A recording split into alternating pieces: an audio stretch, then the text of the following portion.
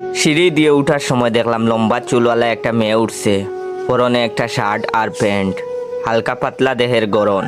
পিছন থেকে দেখতেই ভালোই লাগছে। আশা করেছিলাম একবার ঘুরে তাকাবে না, তাকালো না। বাসায় গিয়ে মাকে জিজ্ঞাসা করলাম, নতুন ভাড়াটিয়া আসছে নাকি মা?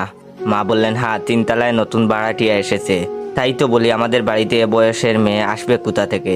যে কয়টা মেয়ে আছে, হয় পিচ্চি, না হলে বিবাহিত বড় আপা। যাক, এতদিনে একজন পাওয়া গেল।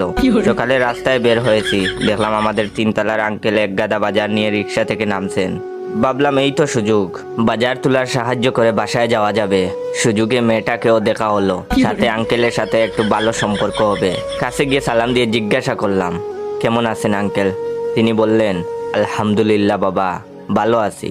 তা তুমি সালাম ভাইয়ের ছেলে না? আমি বললাম, জি আঙ্কেল। আমি বাজার ব্যাগ 2টা ওনার হাত থেকে নিলাম। উনি অবশ্য দিতে চাচ্ছিলেন না।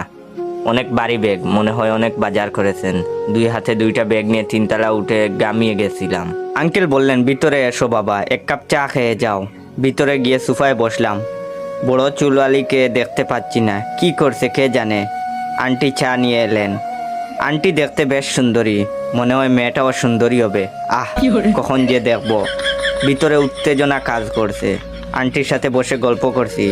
উনি আমার সম্পর্কে অনেক কিছু জিজ্ঞাসা করলেন। আমিও খুব আগ্রহ নিয়ে সব প্রশ্নের জবাব দিচ্ছি, আর আশেপাশে সুন্দরীকে খোঁজ করছি। লম্বা চুলওয়ালিকে অবশেষে দেখলাম। হতভম্ব হয়ে চেয়ে আছি। কি যে রাগ লাগছে। আন্টি বলছেন, আমার ছেলে সোহান, ওর একটা ব্যান্ড দল আছে। ভাই, এটা শোনার পর আমি ওই জায়গায় বেহুশ হয়ে পড়ি।